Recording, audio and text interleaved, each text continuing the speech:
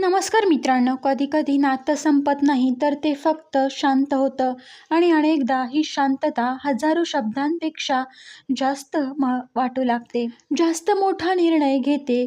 कल्पना करा, रात्री उशीर झालाय आणि सगळीकडे शांतता आहे.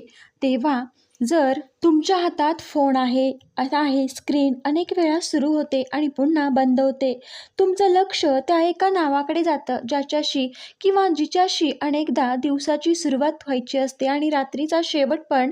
आज कोणता ना कोणता मेसेज येईल, रिंग न कसा किंवा कसा आहेस, कशी आहेस असा साधा प्रश्न तुम्ही अनेकदा मेसेज टाईप करता. तो क्षण स्क्रीनवर तसाच राहतो आणि मग पुन्हा डिलीट करता. कदाचित समोरची व्यक्ती कुठेतरी हाच संघर्ष करत असेल, फोन तिच्याही हातात असेल किंवा दोघांपैकी कोणीही एक पुढे पाऊल टाकत नाही.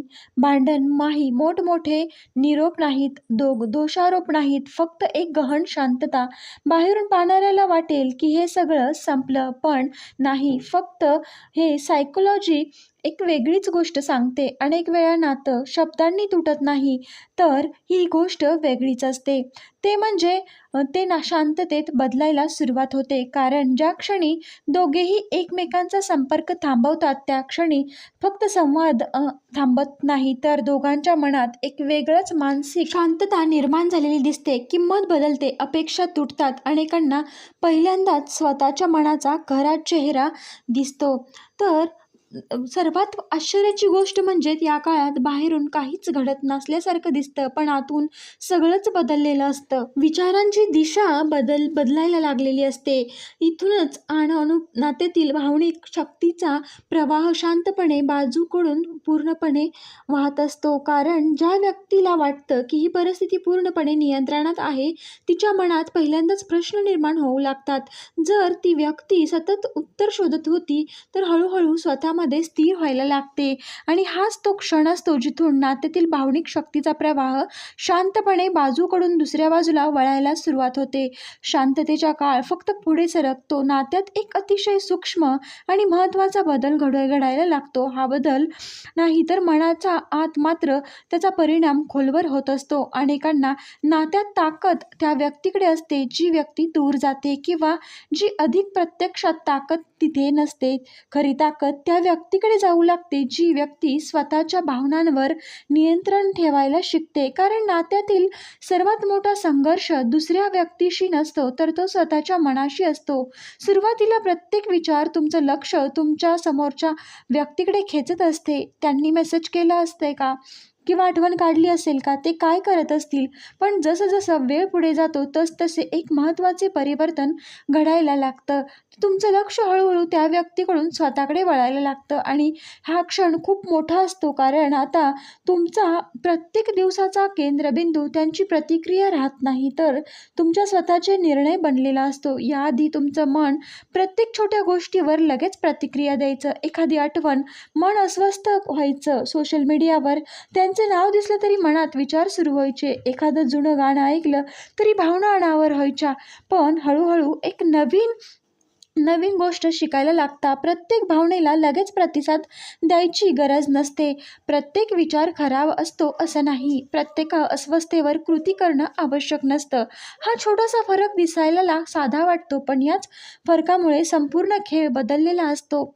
याला स्थिर मनाची ताकद म्हणता येईल. याचा अर्थ भावना संपल्या तरी अजूनही आठवणी येतात, अजूनही मन कधी कधी कमकुवत होतं, पण आता भावनांनी तुमच्या निर्णयांवर राज्य करणं थांबवलेलं असतं. तुम्ही भावना अनुभवता, पण त्यांच्या मागे आंधळेपणाने धावत नाही. कारण तुम्हाला समजायला लागतं की प्रत्येक भावनेवर कृती केली तर आयुष्यभर मनाचंच ऐकत राहावं लागेल. पण काही मनालाही शांत व्हायला शिकवावं लागतं. आणखी एक मोठा बदल इथे घडतो. त्याआधी नात्यातील एक भावनिक ऊर्जा एक दिशेने वाहत होती आणि एक जण सतत विचार करत होता की हा प्रयत्न उत्तर शोधत होता, तर दुसरी व्यक्ती प्रयत्नांची सवय करून घेत होती.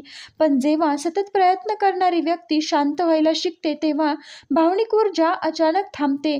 आणि जिथे ऊर्जा थांबते तिथे रिकामी जागा निर्माण होते आणि हीच जागा दुसऱ्या व्यक्तीला पहिल्यांदाच जाणवू लागते, कारण ही उपस्थिती कोणावर उपलब्ध नसते. तर लक्षात ठेवा, हे कोणावर प्रभाव टाकण्याचा हेतू नसतो, तर ह्या खेळ नाही, हा स्वतःलाच परत मिळवण्याचा एक प्रवास असतो. मनावर नियंत्रण मिळवायला सुरुवात करता तेव्हा नात्यातील काही बदल असतात ते आत्मसन्मानातून घेतले जातात आणि सुरुवातीला हे सगळं जाणीवपूर्वक करावं लागतं, पण हळूहळू हीच तुमची नवीन सुरुवात असते.